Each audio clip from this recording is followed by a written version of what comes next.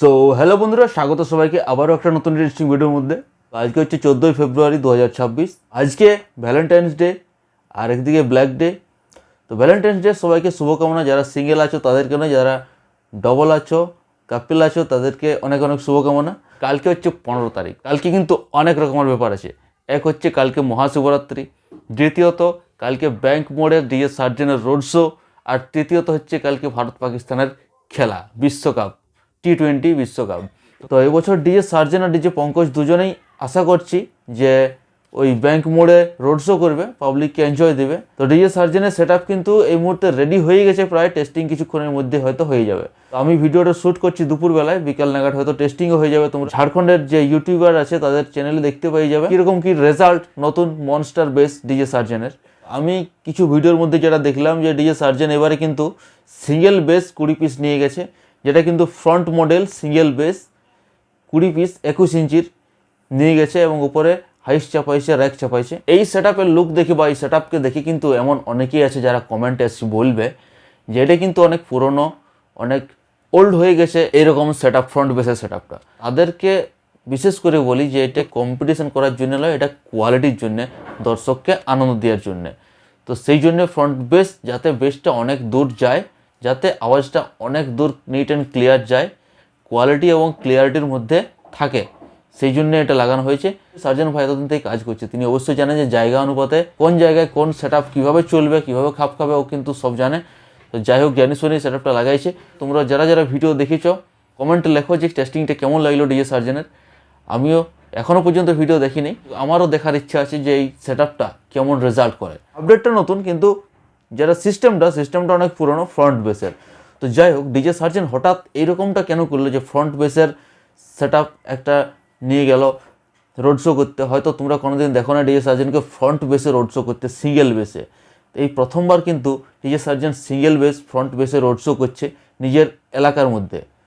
তার কারণ হচ্ছে যে ব্যাংক মোড় যে জায়গাটা, ঝাড়খণ্ডের ব্যাংক মোড় যে জায়গাটা, সেটা লম্বা লম্বা সরু সরু চলে যাচ্ছে, দু সাইডে বাড়ি ঘর সরু সরু লম্বা লম্বা চলে যাচ্ছে।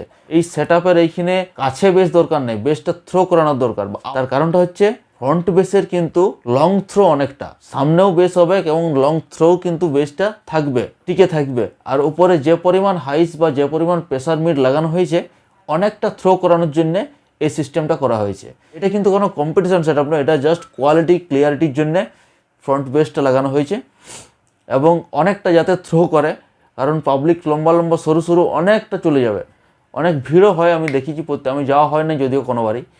তো আমার যতদূর মনে হচ্ছে যে এই কারণে ফ্রন্ট বেসটা এই জায়গা অনুপাতে লাগানো হয়েছে। এইখানে যদি কোনো কম্পিটিশনের ব্যাপার থাকতো তাহলে আমার মনে হচ্ছে না যে ডিজে সার্জেন কিন্তু ফ্রন্ট বেস নিয়ে যেত। তো ডিজে পঙ্কজ আর ডিজে সার্জেন আশা করি ওইখানে ব্যাংক মোড়ে 15 তারিখে রোড শো করবে। তো আপাতত ডিজে সার্জেনকে দেখা যাচ্ছে, ডিজে পঙ্কজের কিন্তু কোনো আপডেট নেই। যদি থাকে বা যদি আসে, অবশ্যই ঝাড়খণ্ডের যে ইউটিউবার দাদারা আছে তাদের চ্যানেলে তোমরা গিয়ে দেখতে পাবে। আর উড়িষ্যা মট্ট মেলাতে কিন্তু এবছর অনেক বড় ধামাকা হতে চলেছে, কারণ ভারতবর্ষের কোনা কোনা থেকে কিন্তু টপ সেট আপ কিন্তু উড়িষ্যাতে যাচ্ছে মট্টতে। ঝাড়খণ্ড থেকেও বেশ কয়েকটা নামি সেট আপ, যেগুলো কিন্তু টপ লেভেলের সেট আপ যাচ্ছে। বেঙ্গল থেকেও টপ লেভেলের সেট আপ যাচ্ছে। এমনকি শোনা যাচ্ছে যে কাসানা ডিজেও নাকি বুক আছে, তো সে আবার অন্য স্টেট থেকে।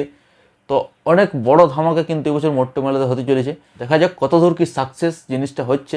এমনকি 5 তারিখ পর্যন্ত ওইখানে কম্পিটিশান আছে, 2 তারিখ থেকে 5 তারিখ পর্যন্ত কিন্তু টানা কম্পিটিশান আছে ওইখানে। 5 তারিখেও ডিজে অঙ্কিতের সাথে শশী এবং বেঙ্গলের টাইটানিক মিউজিক নাকি একটা দেখলাম।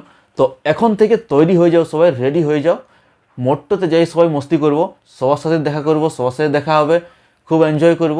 এবং ওইখানের কমিটি দাদাভাইকে অসংখ্য ধন্যবাদ জানাবো। তারা যে ব্যবস্থা করে রাখবে বলেছে আমাদের ইউটিউবারদের জন্য, আমাদের কন্টেন্ট ক্রিয়েটারদের জন্য, তো তাদেরকে অবশ্যই ধন্যবাদ জানাবো। আমরা বেরোবার প্ল্যান করছি 28 তারিখে, 28শে ফেব্রুয়ারি, যাতে 1 তারিখে সকাল সকাল ওইখানে পৌঁছাতে পারি, সেখানকার সমস্ত রকম সিচুয়েশান, সমস্ত রকম সেট আপ তোমাকে দেখাতে পারি। আর একটা কথা, এই বছর হয়তো মট্ট মেলাতে একটু প্রবলেম হতে পারে, কারণ আমার মনে হচ্ছে যে ভিড়ের পরিমাণটা অনেক বেশি হবে। কারণ তো 2 বছর যে ভিড়টা হয় না, এই বছর কিন্তু সেই ভিড়টা হতে পারে। কারণ এই বছর মট্ট মেলাটা সব থেকে বেশি হাইলাইট এবং ট্রেন্ডিং জায়গা, ডিজে লাভারদের জন্য।